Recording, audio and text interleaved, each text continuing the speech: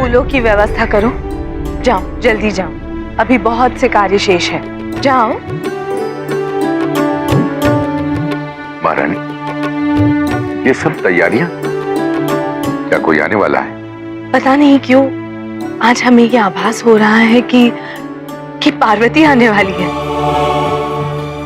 इसलिए उसके स्वागत हेतु हमने तैयारियां शुरू कर दी। हम आपकी भावनाओं को समझते हैं,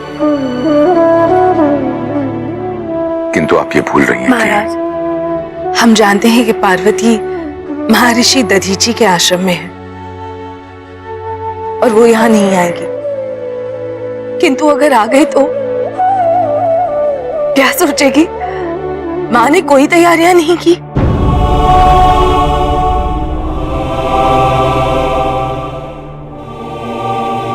सुनो, सारी तैयारियां रोक दो। हमें भ्रम हो गया था। भ्रम नहीं है,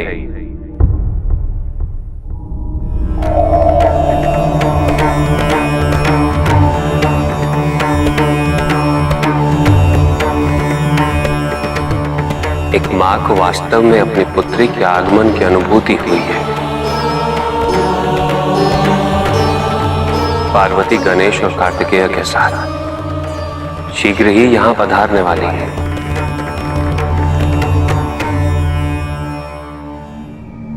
तो क्या पार्वती उसकी स्मृतिहीनता से मुक्त हो गई? पार्वती ने कुछ आसन व नियम पूर्ण कर लिए हैं, कुछ स्मृतियां भी लौट आई हैं, किंतु पार्वती अभी तक उनका तात्पर्य नहीं समझ पाई। अब मैं पार्वती को प्राणायाम और शांभवी की महामुद्रा सिखाऊंगा। महादेव, आपके लिए ये कार्य कितना कठिन रहा होगा, इसका तो हम केवल अनुमान ही लगा सकते हैं। आपने बहुत धैर्य के साथ हमारी पार्वती का साथ निभाया है। महादेव, ऐसी कई परिस्थितियों में हमने परिवारों को टूटते देखा है, बिखरते हुए देखा है, किंतु आपने कभी भी किसी को भी अपना विश्वास खोने नहीं दिया। आपने तो सबको जोड़कर रखा है। आपको अपने जमाते के रूप में पाना हमारे लिए न जाने कितने जन्मों का पुण्य है।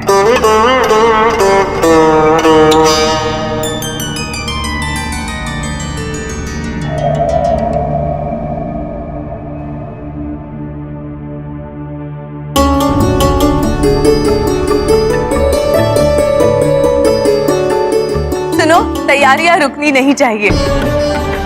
और हाँ, बहुत सारे मोदक भी बनवाओ, कहीं कम ना पड़ जाए।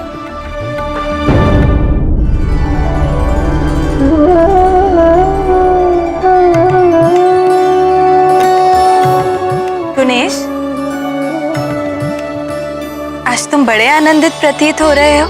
मुझे आपके भवन में मोदक खाने के लिए मिलेंगे ना, इसीलिए। अच्छा, तो तुम्हें मोदक कितने अच्छे लगते हैं? हाँ, मुझे अच्छी प्रिय है। मेरी माँ बनाया करती थी मेरे लिए। आओ चलें।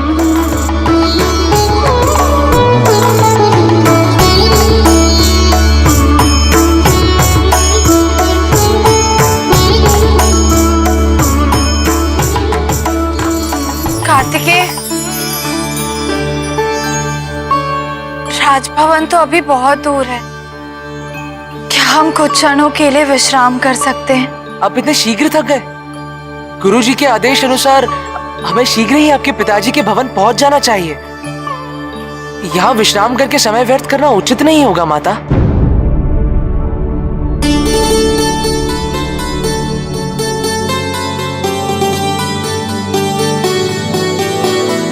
अच्छा, तो कुछ क्षण हम इस पेड़ के नीचे अवश्य बैठ सकते हैं।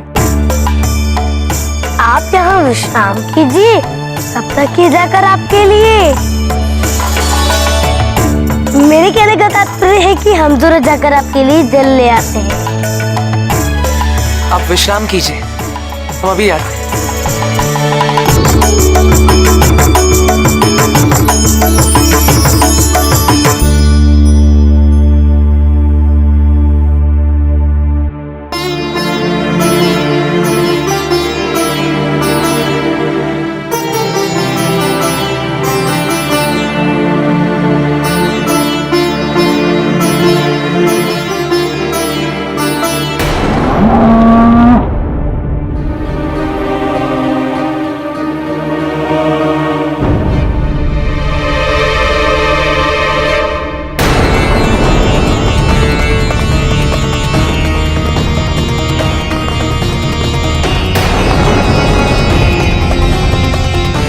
गुणेश, कार्तिकेय,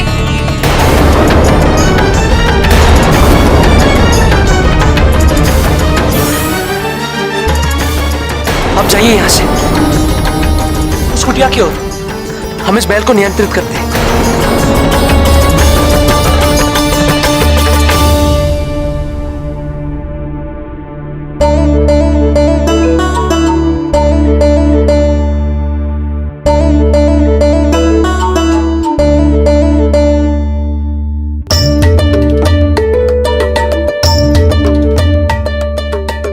यहाँ इस रूप में क्या हो गया?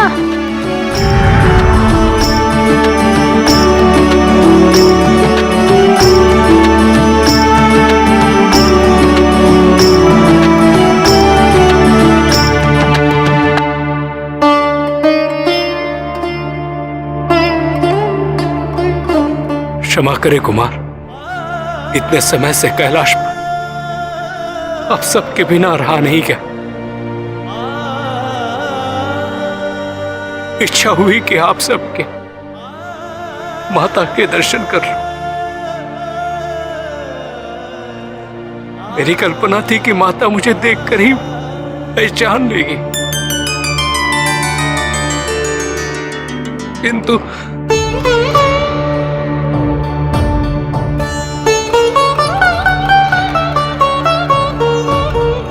नंदी, अब माँ को ये अनुभूति हो गई है कि वो मुझे और गणेश को पहले से जानती है। तब तो माता की स्मृति शीघ्र ही लौट आएगी और आप सब शीघ्र ही कैलाश पर पधारेंगे। निसंदेह, किंतु अब हमें प्रस्थान करना होगा। हमें शीघ्र ही नाना जी के भवन पहुंचना है।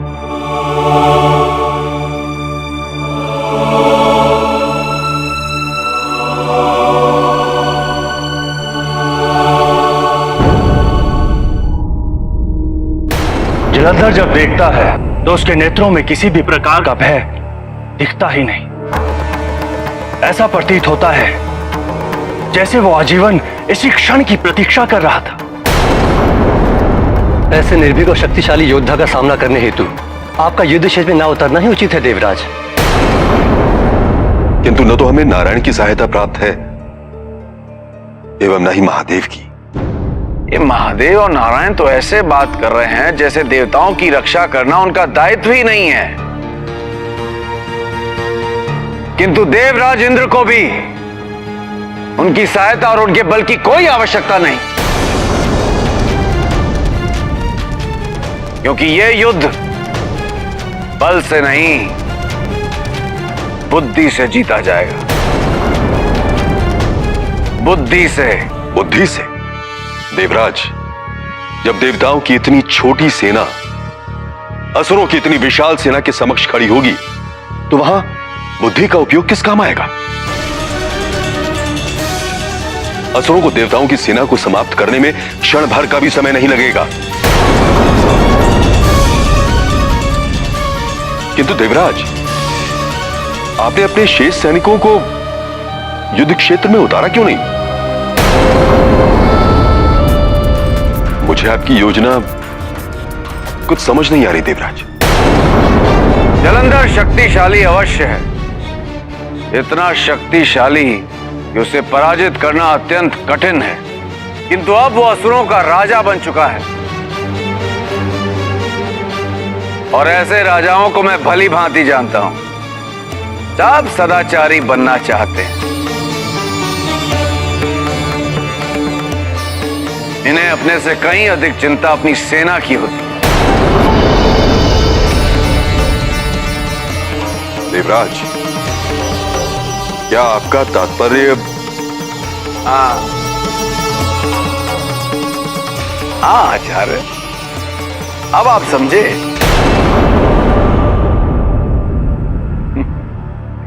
हम जलंधर को नहीं, उसकी सेना को क्षति पहुंचा सकते हैं और जलंधर हम पे आक्रमण करना भूलकर अपनी सेना की सुरक्षा हेतु तत्पर हो जाएगा और तब मुझे पर्याप्त समय मिल जाएगा उसे पराजित करने हेतु कोई उपाय सोचने का। नहीं देवराज, वृत्रासुर के वध के पश्चात पुनः ऐसी युद्ध नीति आपकी प्रतिष्ठा को और भी क्षति पहुंचाएगी। आचार्य, जब प्रश्न प्रजा की सुरक्षा का हो, देवताओं के भविष्य का हो, तो मुझे अपनी प्रतिष्ठा की कोई चिंता नहीं। केवल इस भय से कि संसार क्या सोचेगा, मैं स्वार्थी नहीं हो सकता आचार्य।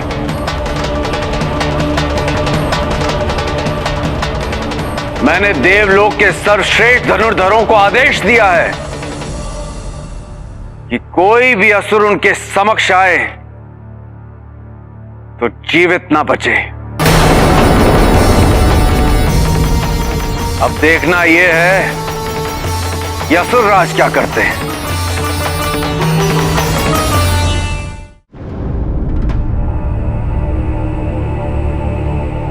राजकुमारी जी, क्या ये सत्य है कि देवराज इंद्र ने देवलोक के श्रेष्ठ धनुर्धरों को बुलाया है? हाँ, सुना तो मैंने भी है। किंतु ये धनुर्धर असुरराज को कोई क्षति नहीं पहुंचा सकते, फिर इनका क्या लाभ? और हैं कहाँ ये सारे धनुर्धर व अन्य देव सैनिक? युद्ध क्षेत्र में तो बहुत कम संख्या में उपस्थित है ये देवों की सेना। ये सभी असुरराज के भय से पलायन कर गए होंगे।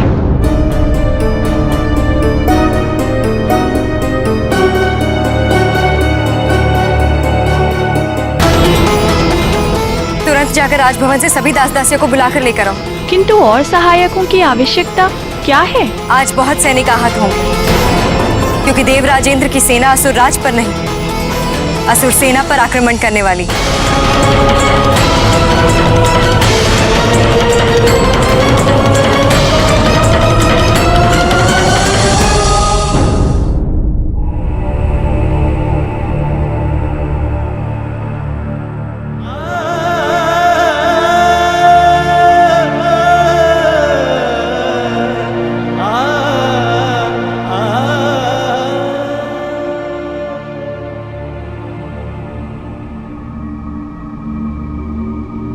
महादेव, समस्त कैलाश आपकी और माता की, कुमार कार्तिकेय एवं गणेश की प्रतीक्षा कर रहा है। अब सभी की अनुपस्थिति में कैलाश कैलाश नहीं है प्रभु। हम सभी गण प्रेत आप सभी की बातें कर करके अपने आप को प्रसन्न कर लेते हैं।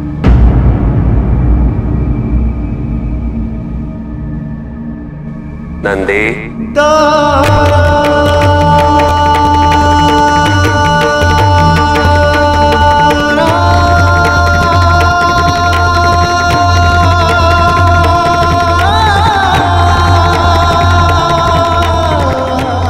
प्रभु,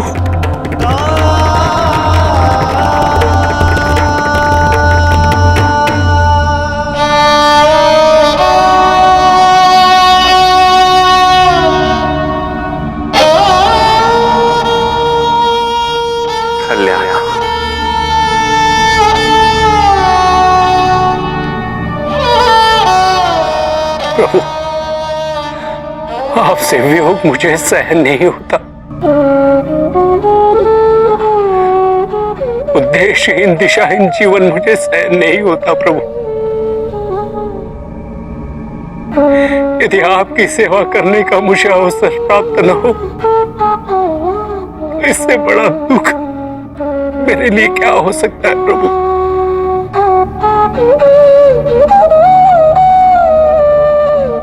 तुम महाराज हिमावन के भवन पहुंचो नंदी, उज्जैनी होते हुए। पार्वती, कार्तिकेय और गणेश के साथ तुम्हें वहीं मिलेंगे। अवश्य प्रभु, अवश्य। मैं उज्जैनी होते हुए माता और दोनों कुमार से पहले वहां पहुंच जाऊंगा। मुझे महाराज हिमावन के भवन में माता की सेवा करने का अवसर तो प्राप्त होगा प्रभु।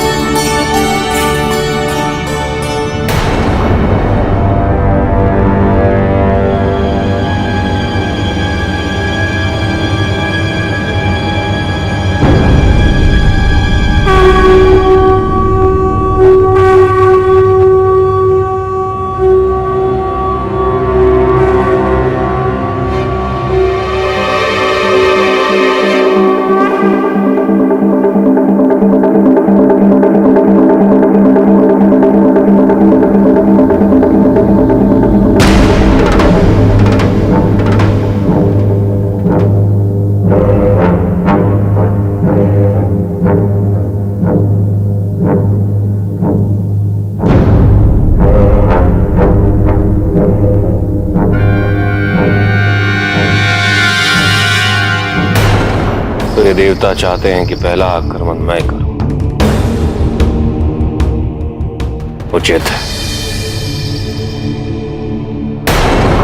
असुरराज प्रतिशोध की अग्नि में ऐसे तप रहे हैं कि उन्हें अपनी सेना पर बरस रहे संकट का बोध ही नहीं। उन्हें तो पता ही नहीं कि आज का युद्ध आरंभ हो चुका है। किंतु देवराज, ये अनैतिक है। आपकी इस युद्ध नीति से मैं सहमत नहीं हूं। नैतिकता से मेरे सिंहासन की रक्षा नहीं की जा सकती आचार्य। मेरे धनुर्धर असुर सेना पर विनाश का कैसा आतंक मचाएंगे, आप देखते जाइए।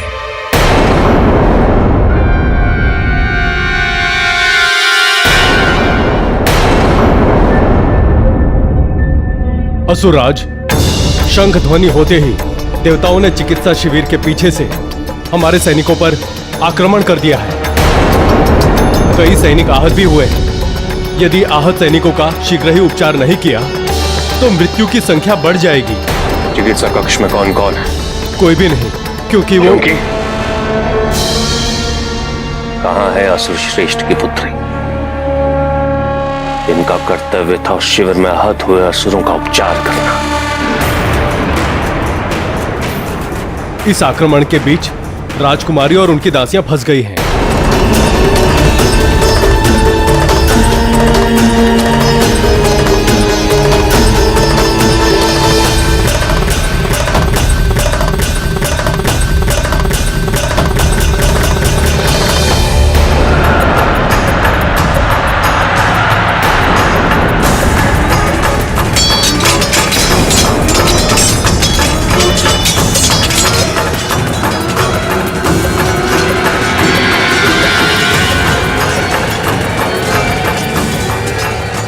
यही अवसर है। तुम सब चिकित्सा शिविर में शरण लो और वहीं प्रतीक्षा करो। जाओ। किंतु आप हमारे बिना युद्ध क्षेत्र में प्रवेश नहीं करिएगा। तुम जाओ।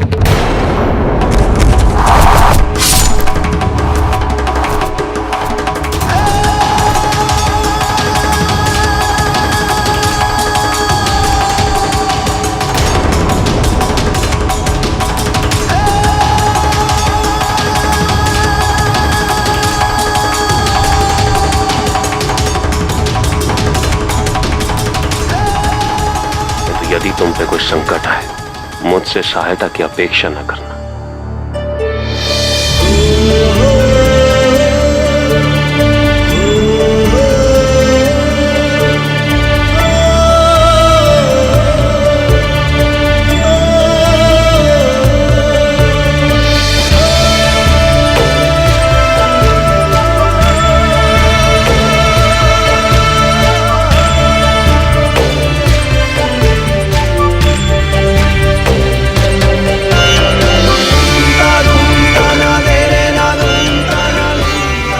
तुम ठीक तो हो?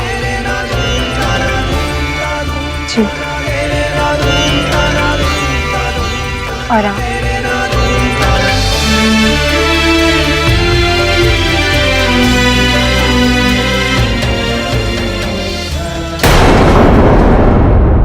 सब कुछ हो जाएगा।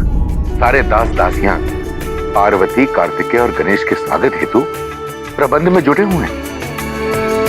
कृपया करके आप एक क्षण रुकिए और श्वास लीजिए। हम जानते हैं महाराज, पार्वती, कार्तिकेय और गणेश से मिलने के लिए हमसे अधिक तो आप अधीर हैं, किंतु आप अपनी भावनाएं छुपा सकते हैं, हम नहीं। यदि हम व्यस्त नहीं रहेंगे तो ये व्याकुलता असहनीय हो जाएगी। माँ,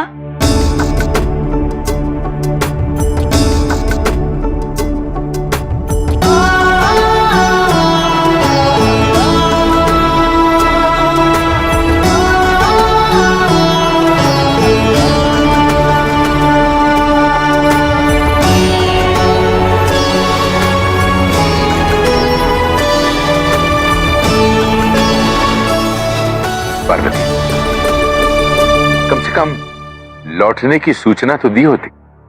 पुत्री, हम तुमसे मिलने के लिए ललायत थे।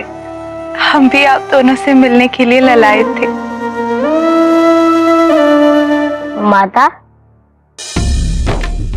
आप इन्हें अपने अब तक की यात्रा के बारे में बताइए ना।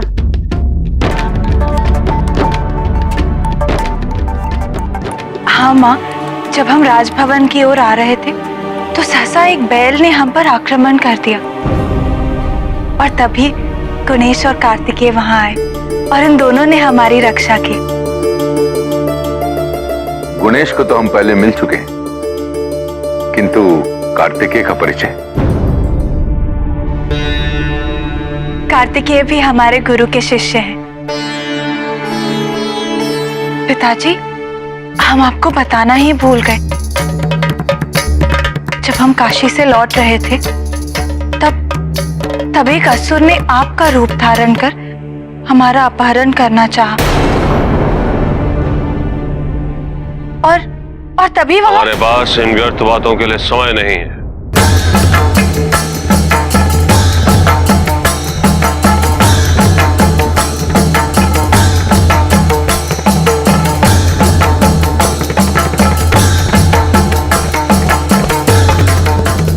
हमें क्षमा कर दीजिए गुरुजी। वो हम माँ और पिताजी को योग के चौथे चरण को आरंभ करने का समय हो चला है। जी गुरुजी।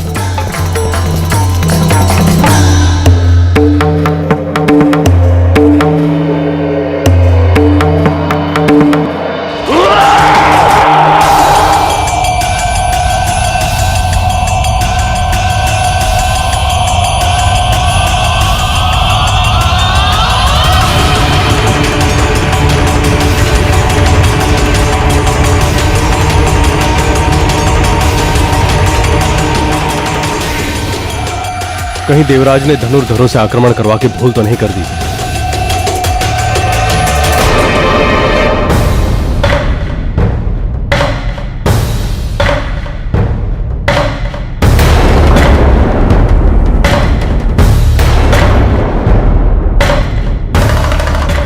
हमारा ऐसा भयभीत होना अशोभनीय है। चलो आक्रमण करते हैं।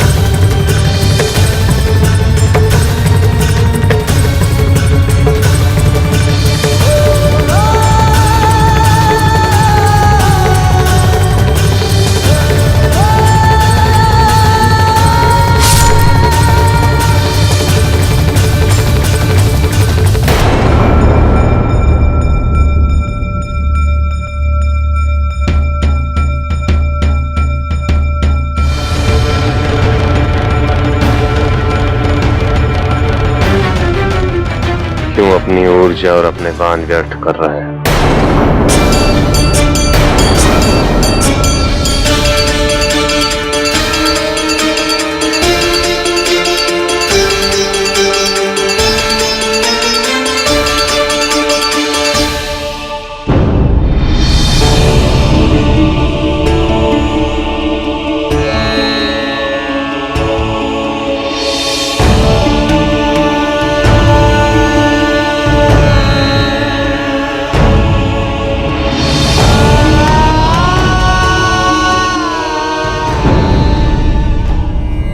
कन्या, अपने दाहिने हाथ को अपने मुख के समक्ष लेकर आओ। इस प्रकार।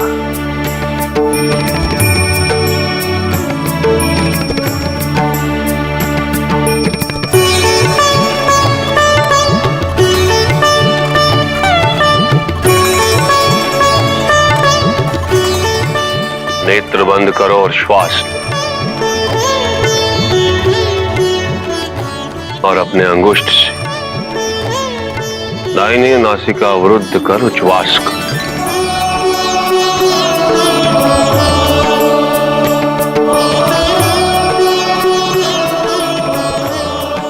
पुनः श्वास लो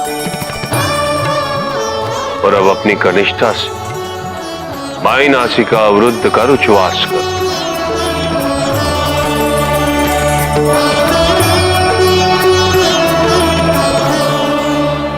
यूं ही करती रहो कन्या, जब तक मैं तुम्हें न रोकूं। अपने मन को शांत करो और श्वास से एकाकार हो जाओ।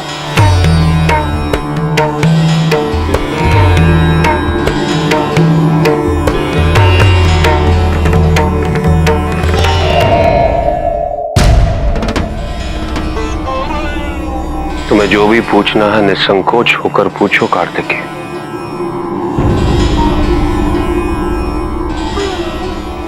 क्षमा कीजिए पिताजी, किंतु मां तो स्वयं आदि शक्ति है, तो उन्हें नाड़ी शुद्धि की क्या आवश्यकता?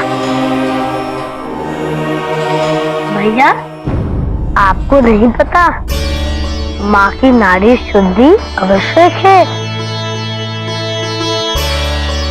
और उसके पीछे जो कारण है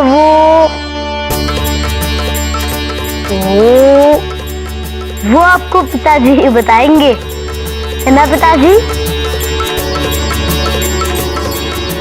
हमारा शरीर एक पात्र के समान होता है, किंतु इसकी क्षमता हमारी पात्रता के अनुसार परिवर्तित हो जाती है। योग के ये पहले 4 चरण, यम, नियम, आसन और प्राणायाम, ये बहिरंग चरण है, क्योंकि ये हमारे शरीर रूपी पात्र को ऐश्वर्य, ब्रह्म शक्ति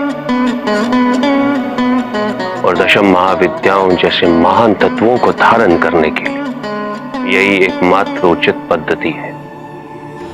मैं पार्वती की आज की साधारण पात्रता को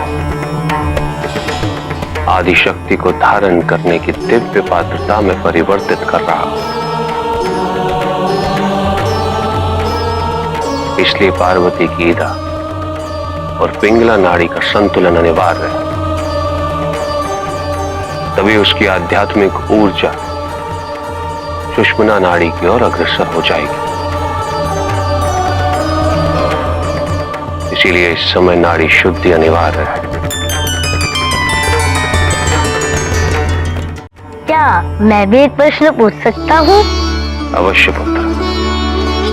मैं जानता हूँ अब आप क्या करने वाले हैं।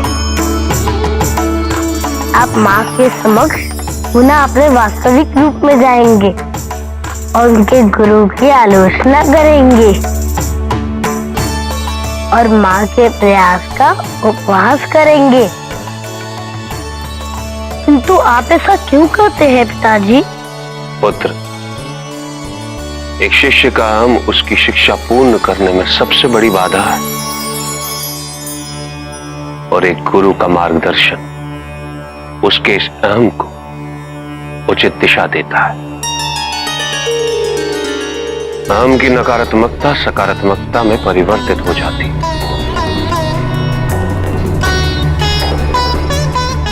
जब भी पार्वती को योग के किसी चरण को पूरा करने में कठिनाई हुई तो मेरा उपहास, मेरी आलोचना उसके लिए चुनौती बनी।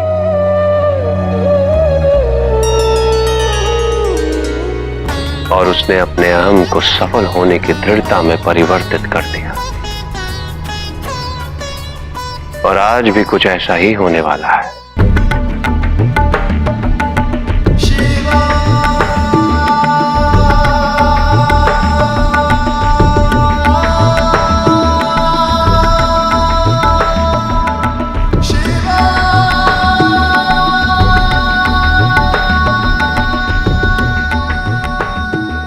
श्वास लेने से क्या होगा राजकुमारी?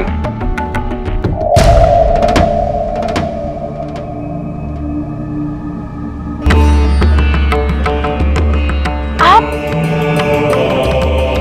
फिर यहाँ आ गए। चले जाइए यहाँ से, अन्यथा हम सैनिकों को बुला देंगे।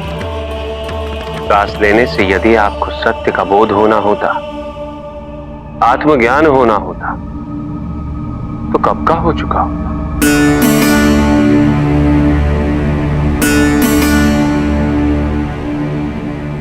श्वास तो आप प्रतिदिन लेती हैं। संपूर्ण दोष गुरु का भी नहीं है राजकुमारी, दोष उसका भी है जिसने ऐसे गुरु का चयन किया।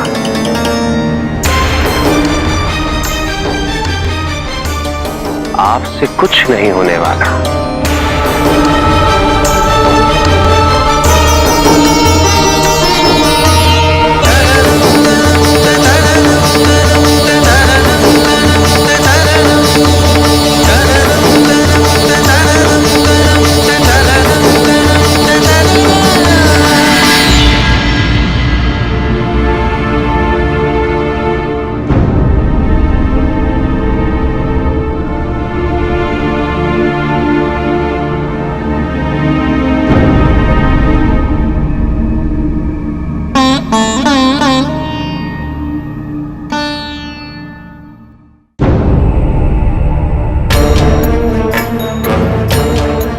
युद्ध में जलंधर का पराक्रम देखकर आपकी ये व्याकुलता समझ सकता हूं देवराज। जलंधर का शक्ति प्रदर्शन उसके लिए अनिवार्य था, जो मैं अब करने वाला हूं।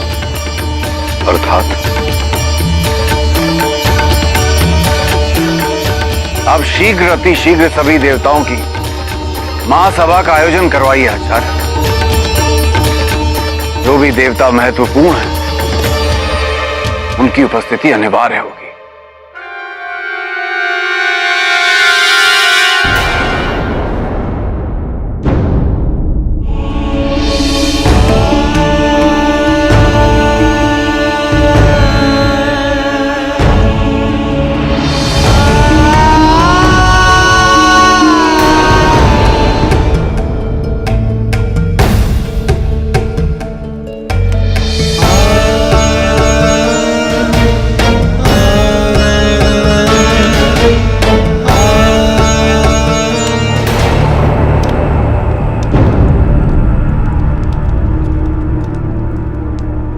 प्रणाम आचार्य। आप इस समय यहां, सब ठीक तो है? हम तुमसे कुछ कहना चाहते हैं जलंधर। जैसा कि हम तुम्हें पहले भी बता चुके कि हम तुम्हारी सुरक्षा को लेकर अत्यंत चिंतित हैं। इंद्र किसी भी क्षण तुम आचार्य, इंद्र की पराजय निश्चित है। हमें तुम्हारी योग्यता पर कोई संदेह नहीं है जलंधर, किंतु यह भी सत्य है कि एक पुरुष के उद्धार में एक स्त्री यानी उसके पत्नी के चरित्र, उसके व्यक्तित्व का महत्वपूर्ण स्थान होता है। हम तुम्हें पहले भी बता चुके हैं कि यदि तुम अपनी सुरक्षा के लिए किसी पवित्र, किसी पुण्य आत्मा, किसी तपस्वी से विवाह कर लेते हो तो वो तुम्हारे लिए अति उत्तम रहेगा। एक योद्धा के लिए किसी स्त्री को अपना सुरक्षा कवच बनाना अशोभनीय है।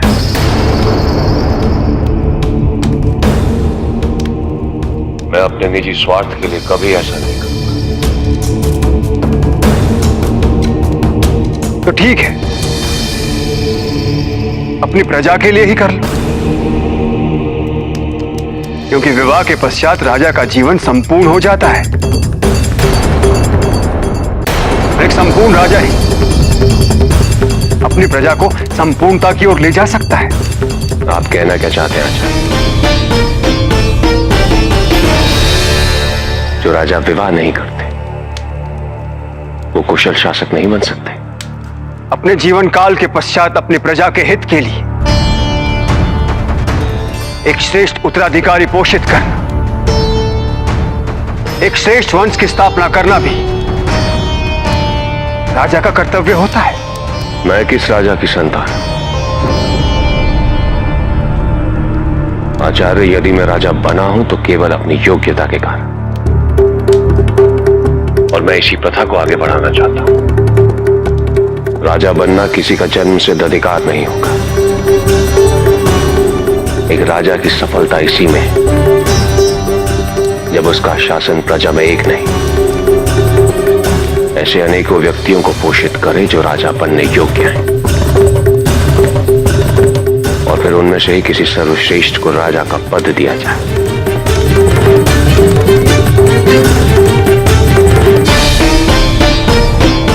गुरु पिता समान होता है जलंधर। यदि एक गुरु आदेश दे तो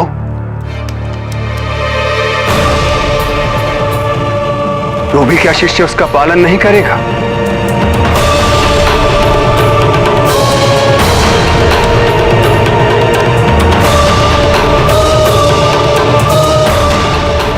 हमारे प्रश्न का उत्तर तो देते जाओ जलंधर।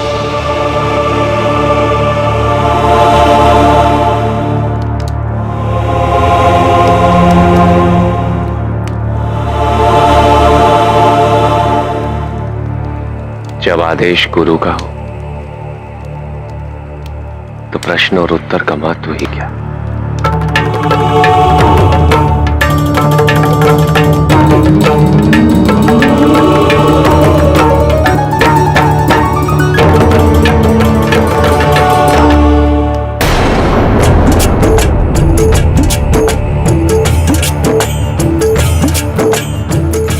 मैं उज्जैनी पहुंच गया।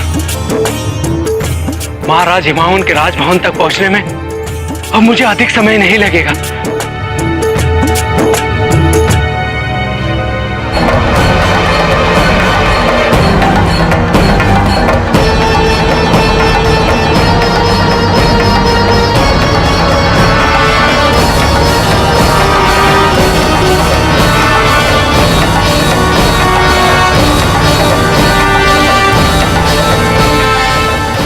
और सुनो सुनो सुनो, ये सब क्या हो गया? ये सब भयभीत होकर इधर उधर क्यों भाग रहे हैं? उस दूषण नामक राक्षस ने उज्जैनी पे आक्रमण कर दिया है और वो विनाश करता हुआ आगे बढ़ रहा है। इसलिए सभी अपने प्राणों की रक्षा के लिए अपने अपने ग्रह को त्याग कर पलायन कर रहे हैं। तुम भी भाग जाओ यहाँ से, भाग जाओ। प्रभु, दूषण को रोकना अनिवार्य है, केवल उज्जैनी के लिए नहीं, अभी तो उसके लिए जो महादेव को अति प्रिय है।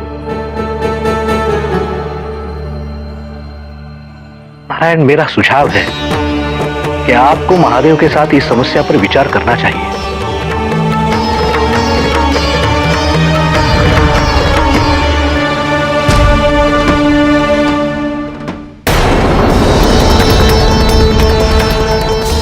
तो महाराज हिमावन के भवन पहुंचो नंद, उज्जैनी होते हुए। कहीं इसके पीछे महादेव की कोई लीला तो नहीं?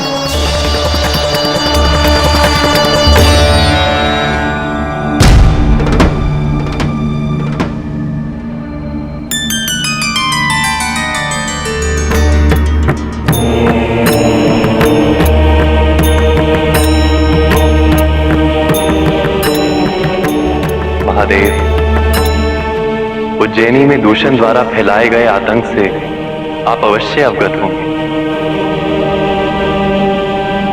वहां पर आपका एक परम भक्त भी है जो स्वयं इस संकट का सामना कर रहा है। इसमें चिंता की कोई बात नहीं है नाना, केवल एक भक्त की सुरक्षा हेतु ही नहीं, मैं अपने सभी भक्तों की सुरक्षा हेतु शीघ्र ही महाकाल के रूप में अवतरित होने वाला हूं।